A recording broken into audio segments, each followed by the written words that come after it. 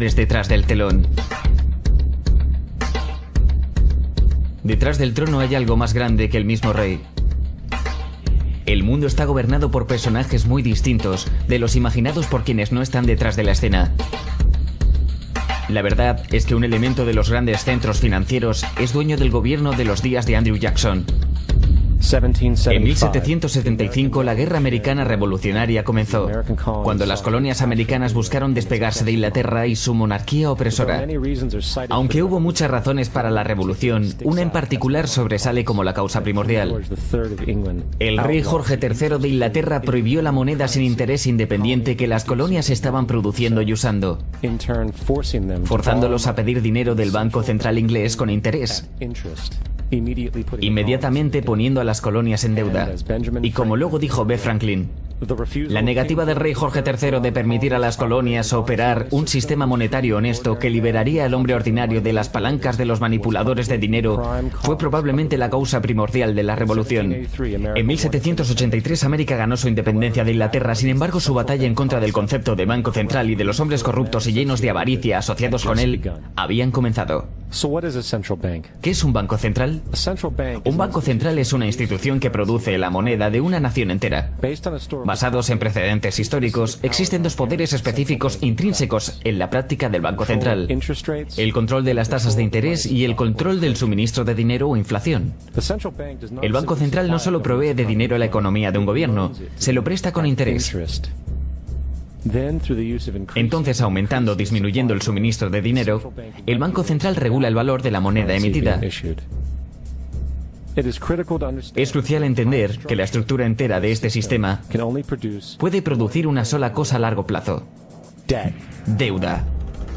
No se necesita demasiado ingenio para entender esta estafa. Cada dólar producido por el Banco Central es prestado con interés. Esto significa que cada dólar producido es realmente un dólar más un cierto porcentaje de deuda basado en ese dólar. Y como el Banco Central tiene un monopolio sobre la producción de la moneda del país entero, y ellos prestan cada dólar con deuda inmediata asociada a él, ¿de dónde sale el dinero para pagar esta deuda? Solo puede venir nuevamente del Banco Central, lo que significa que el Banco Central tiene que incrementar constantemente su suministro de dinero para temporalmente cubrir la deuda pendiente creada, y puesto que ese nuevo dinero es también prestado con interés, crea más deuda. El resultado final de este sistema sin falla es esclavitud, porque es imposible para el gobierno y para el público salir algún día de esta deuda autogenerada. Los padres fundadores de este país estaban bien conscientes de esto. Creo que las instituciones bancarias son más peligrosas que un ejército. Si el pueblo americano alguna vez permite a los bancos privados controlar la emisión de la moneda, los bancos y las corporaciones que crecerán alrededor de ellos privarán al pueblo de su propiedad hasta que sus hijos despierten sin casa. Thomas Jefferson. Si quiere permanecer esclavo de los banqueros y pagar los costes de su propia esclavitud, permítanles continuar creando el dinero y controlando el crédito de la nación. A principios del siglo XX, los Estados Unidos habían implementado y eliminado algunos sistemas del Banco Central, que fueron estafando a través de crueles intereses bancarios. En ese momento, las familias dominantes en los bancos y negocios del mundo eran los Rockefeller, los Morgan, los Warburg y los Rothschild. Y a principios de 1900 buscaron instalar una vez más leyes para crear otro banco central. Sin embargo, sabían que el gobierno y el público desconfiaban de tal institución, así que necesitaron crear un incidente para afectar la opinión pública. Así que JP Morgan, considerado públicamente un conocedor financiero de la época, aprovechó su influencia masiva publicando rumores que un banco prominente de Nueva York era insolvente o había quebrado. Morgan sabía que esto causaría histeria masiva, que también afectaría a otros bancos, y así fue. El público, temiendo perder sus depósitos, comenzó masivamente a retirar su dinero. Consecuentemente, los bancos fueron forzados a reclamar sus préstamos, obligando a los endeudados a vender sus propiedades, y así comenzó una espiral de quiebras, reposesiones y desorden. Poniendo las piezas en orden unos años más tarde, Frederick Allen en la revista Life escribió: los intereses Morgan tomaron ventaja para precipitar el pánico, guiándolo astutamente mientras sucedía. Sin conciencia del fraude, el pánico de 1907 tuvo una investigación investigación parlamentaria congresional dirigida por el senador Nelson Aldrich, quien tenía lazos íntimos con los carteles bancarios y luego formó parte de la familia Rockefeller por casamiento. La comisión dirigida por Aldrich aconsejó que debería implementarse un banco central para evitar que un pánico como el de 1907 volviera a suceder. Esta fue la chispa que los banqueros internacionales necesitaban para iniciar su plan. En 1910 hubo una reunión secreta en la propiedad de JP Morgan, en las costas de Georgia. Fue ahí donde se escribió la ley del Banco Central, llamada Acta de Reserva Federal. Esta legislación fue escrita por banqueros, no legisladores. Esta reunión fue tan secreta, tan oculta al conocimiento del gobierno o el público, que las 10 personas que formaron parte camuflaron sus nombres cuando salieron de la isla. Después que esta ley fue elaborada, fue entregada a su figura política, el senador Nelson Aldrich, para introducirla en el Congreso. Y en 1913, con fuerte patrocinio político de parte de los banqueros, Woodrow Wilson fue presidente habiendo ya aceptado firmar el Acta de Reserva Federal a cambio de apoyo en su campaña. Y 2 días antes de Navidad, cuando la mayor parte del Congreso estaba en casa con sus familias, el Federal Reserve Act se votó positivamente. Wilson a su vez lo hizo ley. Años después, W. Wilson escribió arrepentido: nuestro sistema de crédito está concentrado en manos privadas. El crecimiento de la nación y por consiguiente de todas nuestras actividades está en las manos de unos pocos hombres, quienes necesariamente por motivos de sus propias limitaciones congelan, frenan y destruyen la genuina libertad económica. Nos hemos transformado en uno de los peores gobernados, uno de los más completamente controlados y dominados de los gobiernos del mundo. No más un gobierno de libre opinión, no más un gobierno de voto de la mayoría, sino un gobierno de la opinión y coacción de un pequeño grupo de hombres dominantes. El congresista Louis McFadden también expresó la verdad después de la aprobación de la ley. Un sistema bancario mundial está siendo preparado aquí, un superestado controlado por banqueros internacionales actuando conjuntamente para esclavizar al mundo en pos de su propio placer. El Banco Central ha usurpado al gobierno. Al público se le dijo que el sistema de reserva federal era un estabilizador económico y que la inflación y la crisis económicas eran algo del pasado. Bueno, como muestra la historia, nada está más lejos de la verdad. El hecho es que los banqueros internacionales ahora tienen una máquina ajustada para expandir sus ambiciones personales. ¡Vive! ¡Vive! ¡Vive! Por ejemplo, de 1914 a 1919, el FED incrementó el suministro de dinero a casi un 100% traducido en grandes préstamos a los bancos pequeños. Entonces, en 1920, el FED retiró porcentajes masivos del suministro de dinero, así forzando a los bancos menores a cancelar su enorme cantidad de préstamos y como en 1907, hubo corridas bancarias, quiebras y el subsiguiente colapso. Más de 5.400 bancos competitivos fuera del FED colapsaron, aún más consolidando el monopolio de un grupo pequeño de banqueros internacionales. Al tanto de este crimen, el congresista Lindbergh se puso de pie y dijo en 1921: bajo el Acta de Reserva Federal, los pánicos son creados científicamente. El pánico actual es el primero creado científicamente y funcionó como calculamos una ecuación matemática. Sin embargo, el pánico de 1920 fue solo un precalentamiento. Del 21 al 29, el FED otra vez incrementó el suministro de dinero, otra vez resultando en grandes préstamos al público y los bancos. Había otro nuevo tipo de préstamo llamado préstamo margen en el mercado bursátil. Muy simple. Un préstamo margen le permitía al inversor pagar solo el 10% del precio de un título, con el otro 90% siendo prestado a través del corredor de bolsa. En otras palabras, una persona podía tener $1.000 en títulos solo pagando 100. Este método era muy popular en los años 20. Cuando todo el mundo parecía estar haciendo dinero en la bolsa. Sin embargo, este préstamo tenía una trampa. Podía ser pedido en cualquier momento y debía ser pagado en 24 horas. Esto se llama un pedido marginal y el resultado de un pedido marginal es la venta del stock comprado con el préstamo. Entonces, unos meses antes de octubre del 29, J.D. Rockefeller, Bernard Baruch y otros conocedores silenciosamente se retiraron de la bolsa y el 24 de octubre de 1919, los financieros de Nueva York, quienes entregaron los préstamos marginales, empezaron a pedirlos en masa. Esto provocó instantáneamente una venta masiva en el mercado, puesto que todos debían cubrir sus préstamos marginales. Esto disparó corridas masivas de bancos por la misma razón, a su vez colapsando 16.000 bancos, habilitando a los banqueros internacionales conspiradores a no solo comprar bancos rivales a descuento, sino también a comprar corporaciones completas por centavos de dólar. Fue el robo más grande de la historia americana. Pero eso no se detuvo ahí. En lugar de expandir el suministro de dinero para recuperar este colapso económico, el FED realmente lo redujo. Al alimentando una de las más grandes depresiones de la historia. Nuevamente enfadado, el congresista Louis McFadden, un viejo oponente del cartel bancario, comenzó a traer procedimientos de destitución contra el Federal Reserve Board, diciendo que la caída y la depresión fue una ocurrencia cuidadosamente planeada. Los banqueros internacionales buscaron traer una condición de desesperación para así ellos surgir como los dueños de todos nosotros. No es sorprendente que luego de 2 intentos de asesinato, McFadden fuera envenenado en un banquete antes de que pudiera comenzar con los procedimientos de destitución. Y ahora, habiendo reducido la sociedad a la miseria, los banqueros de la Reserva Federal decidieron que el patrón oro debía ser eliminado. Para hacer esto necesitaron obtener el oro remanente en el sistema, así que bajo la pretensión de ayudar a terminar con la depresión, se produjo la recuperación de oro en el 33. Bajo amenaza de prisión por 10 años, todos en América fueron exhortados a entregar todo el oro al tesoro esencial robando al público. A finales del 33 el patrón oro fue abolido.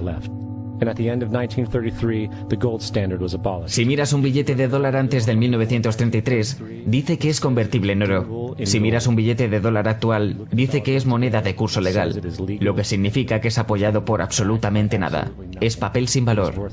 Lo único que le da valor a nuestro dinero es cuanto hay en circulación. Por consiguiente, el poder para regular el suministro de dinero es también el poder de regular su valor, que también es el poder para poner economías y sociedades enteras de rodillas. Denme el control del suministro de dinero de una nación y no me importará quién haga sus leyes. Es importante entender claramente que la Reserva Federal es una corporación privada. Es tan federal como Federal Express. Hace sus propias pólizas y está virtualmente sin regulación del gobierno de los Estados Unidos. Es un banco privado que presta toda la moneda con interés al gobierno. Completamente consistente con el modelo de banco central fraudulento del que el país buscó escapar cuando declaró su independencia en la Guerra Revolucionaria Americana. Volviendo a 1913, el Acta de Reserva Federal no fue la única ley anticonstitucional que se mandó al Congreso. También mandaron el impuesto federal al ingreso. Vale la pena aclarar que la ignorancia del pueblo americano frente al impuesto federal al ingreso es un testamento de cuán entorpecida e inconsciente es realmente la población americana. Para empezar, el impuesto federal al ingreso es completamente anticonstitucional, porque es un impuesto directo y no igualitario. Todos los impuestos directos deben ser igualitarios para ser legales según la Constitución. Segundo, el número requerido de estados para ratificar la enmienda para permitir el impuesto federal al ingreso nunca fue alcanzado, y esto ha sido citado incluso en la Corte de Casos Modernos. En tercer lugar, en el presente aproximadamente el 25% del ingreso promedio de un trabajador se le quita a través de este impuesto y adivina a dónde va el dinero. Va a pagar el interés de la moneda producida por el fraudulento Banco de Reserva Federal. Un sistema que no debe existir en absoluto. El dinero que haces trabajando 3 meses del año va literalmente a los bolsillos de los banqueros internacionales, a los dueños del banco privado de la Reserva Federal. Y en cuarto lugar, aun con la afirmación fraudulenta del gobierno y la legalidad del impuesto al ingreso, no hay literalmente ningún estatuto ni ley en existencia que le requiera pagar este impuesto. Punto. Realmente esperaba que, por supuesto, hubiera una ley que pueda señalar en el libro de leyes que requiera que presentes el retorno del impuesto. Estuve en un punto donde no pude encontrar el estatuto que claramente haga a una persona culpable, al menos no a mí o a la mayor parte de la gente que conozco, así que no tuve más remedio que renunciar. Basado en la investigación que hice a través del año 2000 y que aún estoy haciendo, no he encontrado esa ley. Le he preguntado al Congreso, a un montón de gente, le he preguntado a ayudantes del comisionado del IRS y no pueden contestar, porque si contestan, el pueblo americano va a saber que todo esto es un fraude. No he presentado un impuesto federal de ingresos desde que renuncié. No he presentado un retorno de impuestos desde el 99. El impuesto al ingreso es nada menos que la esclavización del país entero. Ahora, con el control de la economía y el robo perpetuo de riqueza, es solo un lado del cubo de Rubik que los banqueros tienen en sus manos. La próxima herramienta para ganancia y control es la guerra. Desde el origen de la Reserva Federal en 1913, un número de grandes y pequeñas guerras han comenzado. Las 3 más pronunciadas fueron la Primera Guerra Mundial, la Segunda y Vietnam. Primera Guerra Mundial, en 1914. Las guerras europeas empezaron centradas alrededor de Inglaterra y Alemania. El pueblo americano no quería saber nada con la guerra. Y el presidente Wilson públicamente declaró la neutralidad. Sin embargo, bajo la superficie, la administración americana buscaba alguna excusa para poder entrar en guerra. En una notoria observación hecha por el secretario de Estado William Jennings, los grandes intereses bancarios estaban profundamente interesados en la guerra mundial debido a las oportunidades de grandes ganancias. Es importante entender que la cosa más lucrativa que puede ocurrir a los banqueros internacionales es la guerra, porque obliga a un país a pedir aún más dinero al Banco de la Reserva Federal con interés. El asesor principal y mentor de W. Wilson era el coronel Edward House, un hombre de conexiones íntimas con los banqueros internacionales que querían entrar en la guerra. En una conversación documentada entre el coronel House, asesor de Wilson, Sir Edward Grey, el secretario exterior de Inglaterra, sobre cómo hacer que América entre en guerra, Grey preguntó: ¿qué harían los americanos si los alemanes hundieran un crucero con pasajeros americanos a bordo? House respondió: creo que una llamarada de indignación barrería a los Estados Unidos y eso por sí mismo sería suficiente para llevarnos a la guerra. Así que el 7 de mayo de 1915, bajo esencialmente sugerencia de Sir Edward Grey, un barco llamado el Lusitania fue enviado intencionalmente a aguas controladas por Alemania, donde se sabía que había barcos militares alemanes. Y como es de esperarse, barcos o alemanes torpedearon el barco haciendo explotar municiones almacenadas, matando a 1.200 personas. Para entender mejor la naturaleza intencional de esta conspiración, la embajada alemana de hecho colocó avisos en el New York Times diciendo a la gente que si abordaban el Lusitania lo hicieran a su propio riesgo, porque pasaría navegando de América a Alemania a través de la zona de guerra y sería propenso a ser destruido. De hecho, y como fue anticipado, el hundimiento del Lusitania causó una ola de ira frente a la población americana y América entró en la guerra poco después. La Primera Guerra Mundial causó casi 400.000 muertes americanas. J.D. Rockefeller ganó alrededor de 200 millones de dólares. Sin mencionar que la guerra costó alrededor de 30.000 millones de dólares para los americanos, la mayor parte fue pedida al Banco de la Reserva Federal con interés, expandiendo aún más las ganancias de los banqueros internacionales. Segunda Guerra Mundial. El 7 de diciembre del 41, Japón atacó a la flota americana en Pearl Harbor, provocando nuestra entrada en la guerra. El presidente Franklin D. Roosevelt declaró que el ataque fue un día que vivirá en la infamia. Un día de infamia, seguramente, pero no por el supuesto ataque sorpresa de Pearl Harbor. Después de 60 años de información saliendo, está claro que no solo el ataque sobre Pearl Harbor era conocido semanas antes, fue deseado y provocado. Roosevelt, en cuya familia habían sido banqueros desde el siglo XVIII, cuyo tío Freddy, que estuvo en la Junta de la Reserva Federal original, estaba muy a favor de los intereses de los banqueros internacionales, y el interés era entrar en la guerra. Y como hemos visto, nada es más beneficioso para los banqueros internacionales que la guerra. En una entrada en el jornal del secretario de Guerra Roosevelt, Henry Stimon, fechada el 25 de noviembre del 41, él documentó una conversación que tuvo con Roosevelt. La cuestión era cómo los manipularíamos para que hagan el primer disparo. Era deseable asegurarse de que los japoneses fueran los que hicieran esto, para que no hubiera dudas de quiénes eran los agresores. En los meses que predecieron al ataque de Pearl Harbor, Roosevelt hizo todo lo posible para enojar a los japoneses, mostrando una postura de agresión. Él detuvo todas las importaciones japonesas de petróleo americano, congeló todos los bienes japoneses en los Estados Unidos, hizo públicos préstamos a la China nacionalista y entregó ayuda militar a los ingleses, ambos enemigos de Japón en la guerra, que dicho sea de paso viola las reglas de guerra internacional. Y el 4 de diciembre, 3 días antes del ataque, la inteligencia australiana advirtió a Roosevelt sobre una fuerza de ataques japoneses moviéndose hacia Pearl Harbor. Roosevelt lo ignoró. Entonces, como fue deseado y permitido, el 7 de diciembre Japón atacó Pearl Harbor matando a 2.400 soldados. Antes de Pearl Harbor, el 83% del público americano no quería tener nada que ver con la guerra. Después de Pearl Harbor, 1 millón de hombres se ofrecieron como voluntarios para la guerra. Es importante destacar que la guerra de la Alemania nazi era ampliamente apoyada por dos organizaciones, una de las cuales era llamada E.G. Farben. E.G. Farben produjo el 84% de los explosivos y aún el Zyklon B usado en los campos de concentración para matar a millones de personas. Uno de los socios no conocidos de E.G. Farben fue Standard Oil Company de J.D. Rockefeller en América. De hecho, la Fuerza Aérea Alemana no podía operar sin un aditivo especial creado por por Standard Oil de Rockefeller. El drástico bombardeo alemán de Londres, por ejemplo, fue posible por una venta de $20 millones de combustible a Lee Farben por Standard Oil Company de Rockefeller. Este es solo un pequeño ejemplo de cómo empresas americanas solventaron ambos lados de la Segunda Guerra Mundial. Una de las otras organizaciones traidoras que vale la pena nombrar es la Union Banking Corporation de New York.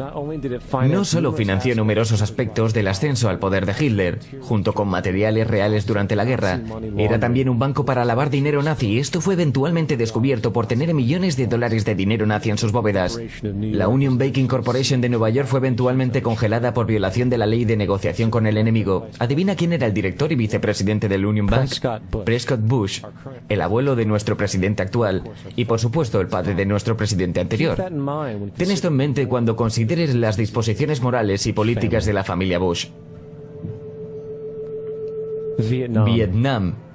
La declaración oficial de guerra de los Estados Unidos sobre Vietnam del Norte en el 64 fue después de un supuesto incidente involucrando barcos destructores americanos siendo atacados por barcos PT de Vietnam del Norte en el Golfo de Tonkin. Esto fue conocido como el incidente del Golfo de Tonkin. Esta única situación fue el pretexto catalítico para el despliegue masivo de tropas y guerras completa. Sin embargo, hay un problema. El ataque contra los destructores americanos por los botes PT vietnamitas nunca sucedió. Fue una farsa para tener una excusa y entrar en guerra. El anterior secretario de Defensa Robert McNamara dijo años antes que el incidente del Golfo de Tonkin fue un error, mientras muchos otros oficiales han hecho público que fue una farsa propaganda, una completa mentira. Una vez en guerra fue un negocio, como siempre. En octubre del 66 el presidente Lyndon Johnson levantó las restricciones comerciales en el bloque soviético sabiendo muy bien que los rusos estaban suministrando hasta un 80% del material de guerra a los norvietnamitas. Seguidamente los intereses de Rockefeller financiaron fábricas en la Unión Soviética que los rusos usaron para fabricar equipamiento militar y enviarlo a Vietnam del Norte. Sin embargo, la financiación de ambos lados del conflicto era solo una cara de la moneda. En el 85 las reglas de compromiso de Vietnam fueron desclasificadas. Detallaba qué podían y no podían hacer las tropas militares en la guerra. Incluía cosas absurdas como los sistemas de misiles contra aviones no podían ser bombardeados hasta que se supiera que fueran completamente funcionales. No se podría perseguir a ningún enemigo una vez que cruzaran el borde de Laos o Camboya, y lo más revelador de todo, los blancos estratégicos más críticos no podían ser atacados, a menos que el ataque fuera iniciado por oficiales de alto rango. Aparte de estas ridículas limitaciones impuestas, Vietnam del Norte fue informado sobre estas restricciones, y solo así pudo crear estrategias completamente basadas en las limitaciones sobre las fuerzas americanas. Debido a esto, la guerra duró tanto tiempo, y la razón fundamental es esta: la guerra de Vietnam no se pretendía ganar, solo mantenerla. Esta guerra por beneficios causó 58.000 muertes americanas y 3 millones de vietnamitas muertos. Entonces, ¿dónde estamos ahora? El 11 de septiembre fue el inicio de lo que es ahora un plan acelerado creado por una élite cruel.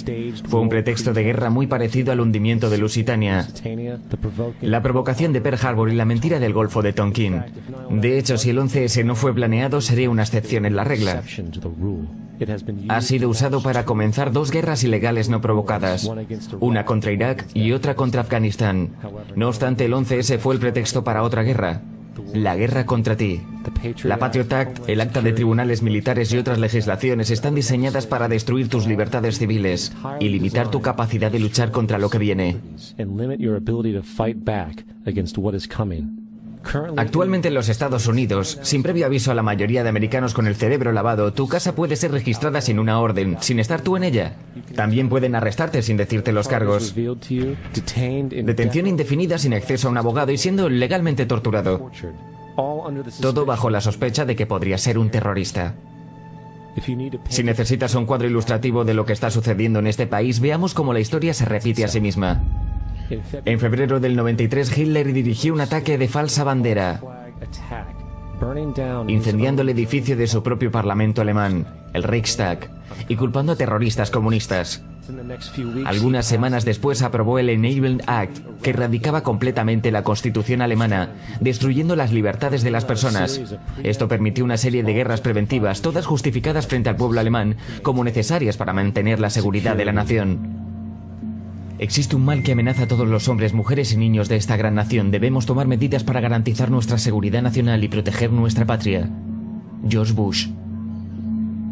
¿George Bush? No. Hitler. Cuando anunció la Gestapo a la gente.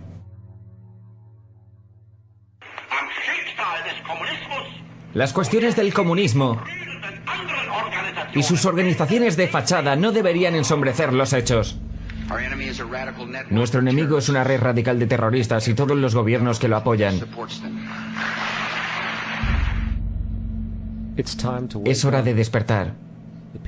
La gente en el poder hace lo que sea necesario para asegurarse de que estés continuamente confundido y manipulado. La percepción de la realidad de la mayoría, especialmente en el terreno político, no es la suya propia. Les es sagazmente impuesta sin que ellos siquiera se den cuenta. Por ejemplo, gran parte del público cree que en realidad la invasión de Irak está saliendo mal, porque la violencia sectaria no parece detenerse. Lo que el público no alcanza a ver es que la desestabilización de Irak es exactamente lo que quieren quienes están detrás del gobierno. Esta guerra pretende ser sostenida para que la región pueda ser dividida, se pueda mantener el dominio del petróleo, se recojan continuos beneficios para los contratistas de defensa, lo más importante, que se establezcan bases militares permanentes para usarse como puntos de lanzamiento contra otros países petroleros no dispuestos a ceder, como Irán y Siria. Para entender mejor que la guerra civil y la desestabilización es puramente intencional, en 2005 dos comandos ingleses SAS fueron arrestados por la policía iraquí, tras haber sido capturados conduciendo un coche, disparando a civiles mientras iban vestidos como árabes. Después de ser arrestados y encerrados en la cárcel de Basora, el ejército británico requirió que soltaran a sus hombres inmediatamente, cual el gobierno de Basora se negó. Tanques ingleses irrumpieron y sacaron a los hombres de la prisión de Basora. Si quieres destruir una zona, ¿cómo lo haces? Hay dos maneras. Puedes ir y bombardearla, pero no es muy eficiente. Lo que haces es tratar que la gente de la zona se mate entre ellos y destruyan su propio territorio, sus propias granjas. Y es lo que se ha hecho en esa zona. La manera que destruyes un oponente es hacer que se destruya a sí mismo, dividiendo sus filas contra ellos mismos. Entonces ayudas a ambos lados. Tienes agentes en ambos lados inflamando a ambos bandos y se exterminan entre ellos. Y ya es hora que algunos de nosotros despertemos a esta realidad. Que entendamos que la gente que trata de mantener imperios y crear imperios, lo hacen manipulando a la gente que tratan de conquistar.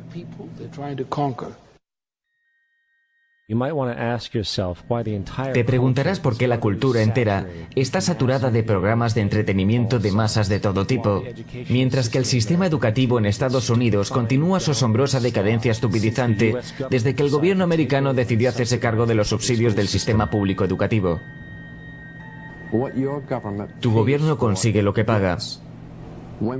Cuando entendamos eso, entonces miraremos a las instituciones educativas financiadas por el gobierno y veremos el tipo de estudiante y el tipo de educación que se está produciendo con estas escuelas financiadas por el gobierno. La lógica te dirá que si lo que sale de esas escuelas no está de acuerdo con lo que el Estado y el gobierno federal querían, entonces se debería cambiar. La idea es que el gobierno obtiene lo que pidió. No quieren que tus hijos sean educados. No quieren que pienses demasiado. Este es el porqué de nuestro país y nuestro mundo han sido prolíficos en entretenimientos, medios de comunicación de masas, espectáculos televisivos, parques de atracciones, drogas, alcohol y todo tipo de distracciones para mantener la mente humana entretenida.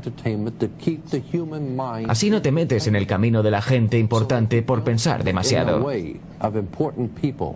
Mejor despierta y entiende que hay gente que está guiando tu vida. Y tú ni siquiera lo sabes. Estamos en serios problemas. Porque ustedes y otros 62 millones de americanos están escuchándome ahora mismo. Porque menos del 3% de ustedes leen libros. Porque menos del 15% de ustedes lee la prensa. Porque la única verdad que conocen es lo que reciben a través de esta pantalla. Ahora mismo hay una generación entera que nunca conoció nada que no haya salido de esta pantalla. Esta pantalla es el Evangelio. La última revelación. Esta pantalla puede crear o quitar presidentes, papas, primeros ministros. Esta pantalla es la fuerza más fantástica de este mundo sin Dios. Y tiembla si alguna vez cayera en las manos de la gente equivocada. Y cuando la compañía más grande del mundo controla la más fantástica fuerza propagandística de este mundo sin Dios, ¿quién sabe qué mierda se venderá como si fuera verdad en esta red? Así que escúchenme, escúchenme. La televisión no es la verdad. La televisión es solo un parque de atracciones. Es un circo, un carnaval, una tropa de acróbatas ambulantes. Narradores de historias, bailarines, cantantes, malabaristas, bichos raros, domadores de leones y jugadores de fútbol. Estamos en el negocio de matar el aburrimiento, pero ustedes se sientan ahí día tras día, noche tras noche. Todas las edades, colores, creencias, somos todo lo que ustedes conocen. Están empezando a creer las ilusiones que estamos haciendo aquí. Están empezando a pensar que esta pantalla es la realidad y que sus vidas son irreales. Ustedes hacen lo que esta pantalla les dice. Se visten como en esta pantalla, comen como en esta pantalla, educan a sus hijos como en esta pantalla y hasta piensan como les dicen. Esto es una locura masiva, están locos. En nombre de Dios, ustedes son lo real. Nosotros somos la ilusión. Lo último que los hombres detrás del telón quieren es un público consciente e informado capaz de tener pensamiento crítico. Por eso un continuo y fraudulento modelo psicológico es emitido vía religión, medios masivos y el sistema educativo. Buscan mantenerte en una distraída burbuja inocente y la jugada les está saliendo condenadamente bien. En 2005 se hizo un acuerdo entre Canadá, México y Estados Unidos. Este acuerdo, sin haberse anunciado al público, sin ser regulado por el Congreso, fusiona a los Estados Unidos, Canadá y México en una entidad, borrando todas las fronteras. Se le llama Unión Norteamericana. Quizá te preguntarás por qué nunca has escuchado hablar de esto. De hecho, solo hay un periodista de las grandes cadenas que han estado al tanto de este tema y ha tenido el coraje de cubrir este asunto. La política de fronteras abiertas de la administración Bush y su decisión de ignorar la imposición de las leyes inmigratorias de este país es parte de un plan más amplio. El presidente Bush firmó un acuerdo oficial que acabará con los Estados Unidos tal como los conocemos y dio ese paso sin la aprobación del Congreso. Ni del pueblo, ni de los Estados Unidos. Es un trato del que pocos han escuchado hablar. Fue hecho por muy poca gente, en la cima más alta, en beneficio de la clase inversora. Pero la gente de clase trabajadora, políticos de todo nuestro país, desde comunidades y ciudades, no saben nada sobre esto.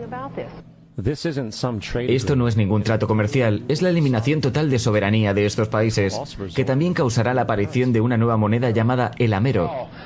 Aparte de todo eso, pienso que quieren que la gente se centre en el dólar y no se fije en el amero.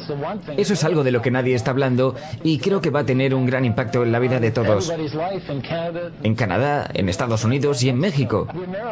El amero es la moneda propuesta para la comunidad norteamericana, que está siendo desarrollada en este momento entre Canadá, Estados Unidos y México, para hacer una comunidad sin fronteras muy similar a la Unión Europea. El dólar canadiense y el peso mexicano serán reemplazados por el armero.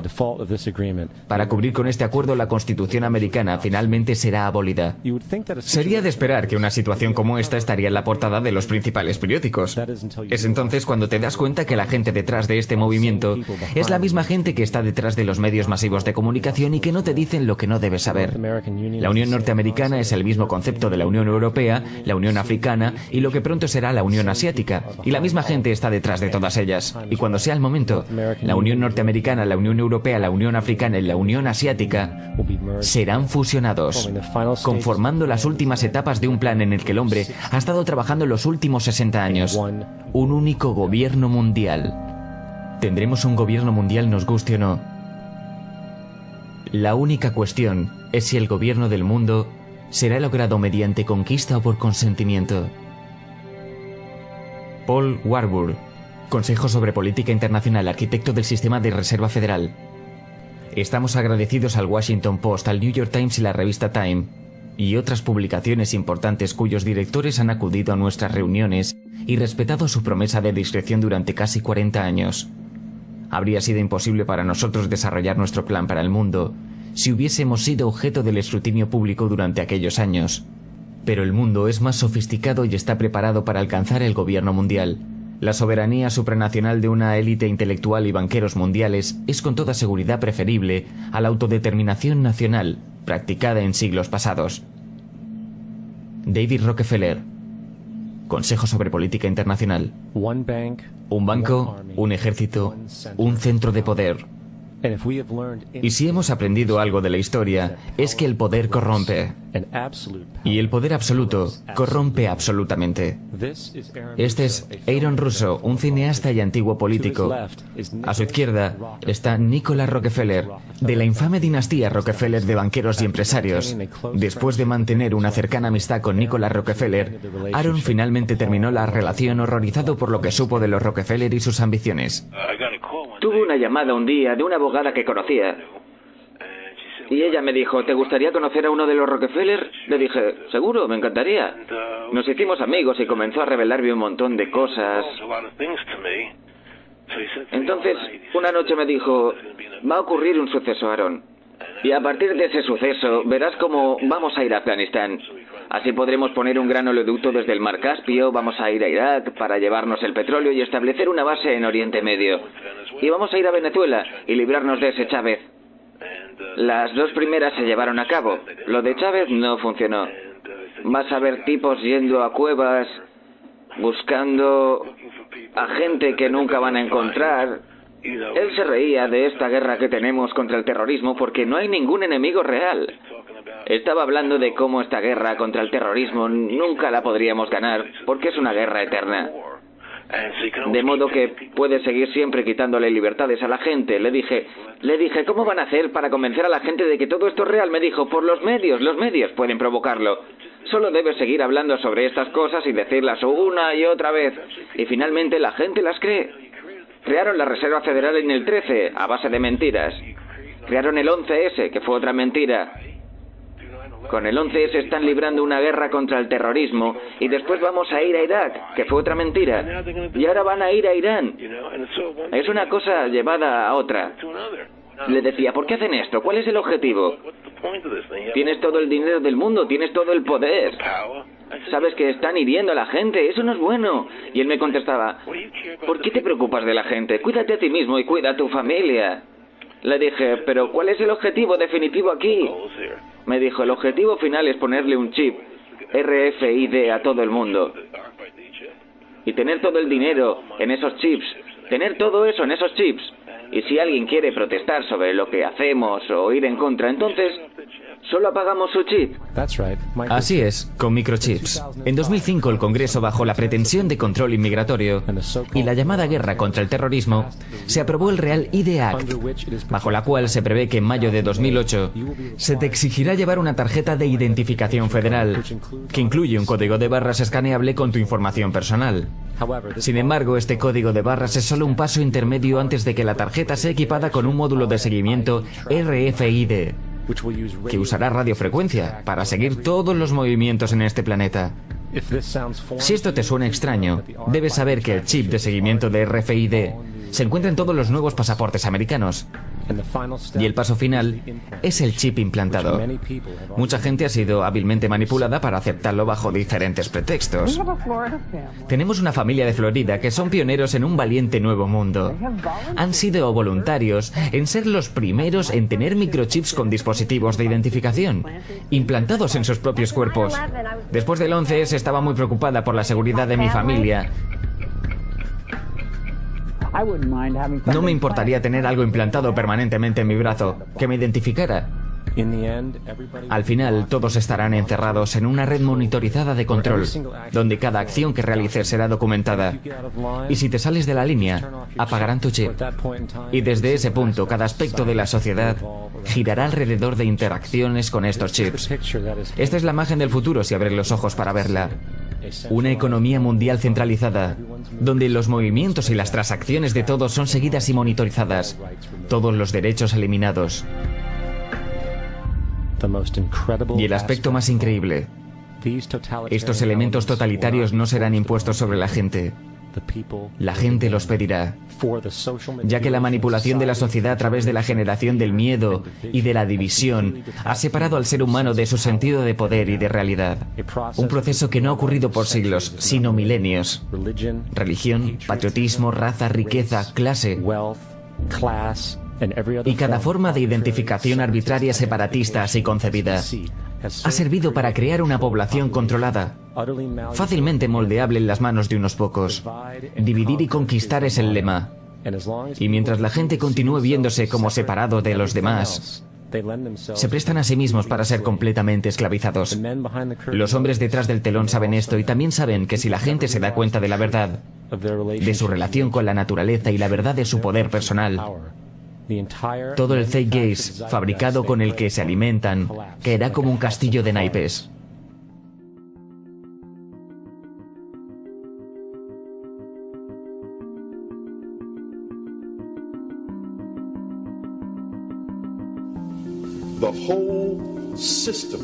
El sistema entero en el que vivimos nos enseña que no tenemos poder, que somos débiles, que la sociedad es mala y llena de crimen y demás. Eso es todo una enorme mentira. Somos poderosos, poderosas, hermosos, hermosas, extraordinarios y extraordinarias. No hay razón para que no entiendas quiénes somos en verdad, hacia dónde vamos. No hay razón para que las personas no alcancen todo su potencial. Somos seres increíblemente poderosos. Creo que pasé 30 años de mi vida, los primeros 30 años, tratando de convertirme en algo. Quería ser bueno haciendo cosas, quería ser bueno en tenis, en la escuela, en las notas. Y todo lo veía desde esa perspectiva. No estoy de acuerdo de la manera en que soy, pero sí soy bueno haciendo cosas. Por fin me di cuenta de que entendía este juego mal, porque el juego era descubrir quién era yo.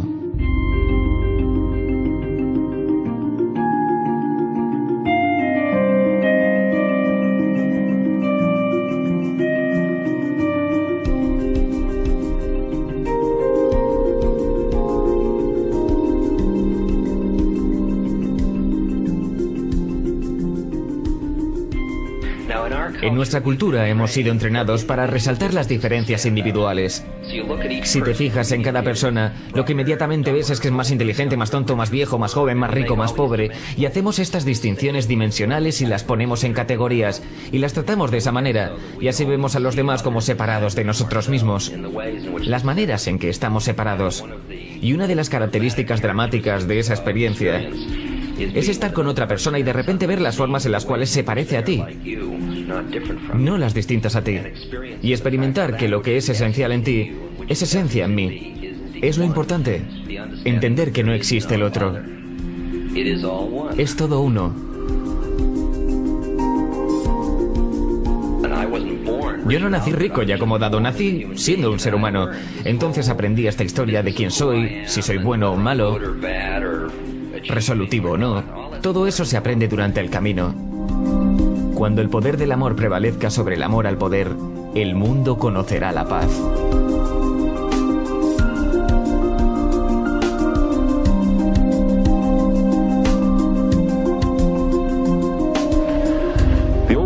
Los viejos intereses de patriotismo racial, sexual y religioso, el fervor nacionalista rabioso, están empezando a no funcionar. Una nueva conciencia se está desarrollando que ve la Tierra como un solo organismo y reconoce que un organismo en guerra consigo mismo está condenado.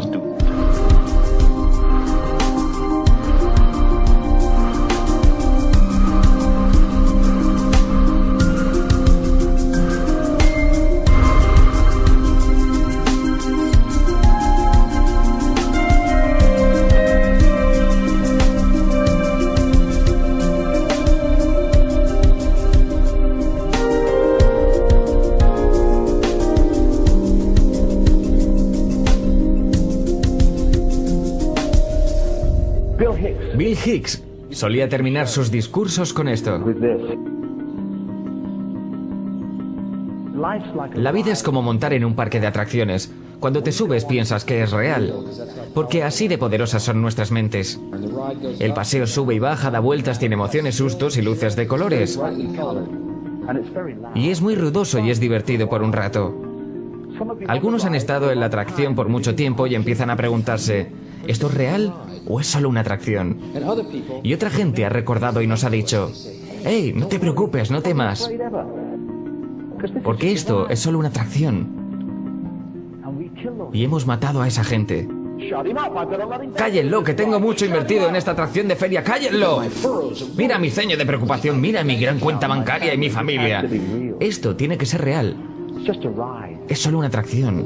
Pero siempre matamos a esos tipos buenos que dicen, ¿pero no se da cuenta? Y dejamos a los demonios que campen libres. Pero no importa porque es solo una atracción y podemos cambiarlo todo cuando queramos. Es solo una decisión. No sobre el esfuerzo, el trabajo, el empleo o ahorrar dinero. Solo una decisión ahora mismo. Entre el miedo y el amor.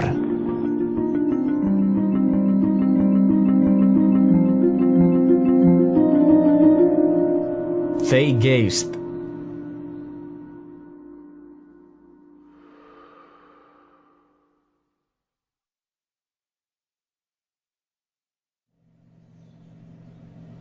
La revolución es ahora.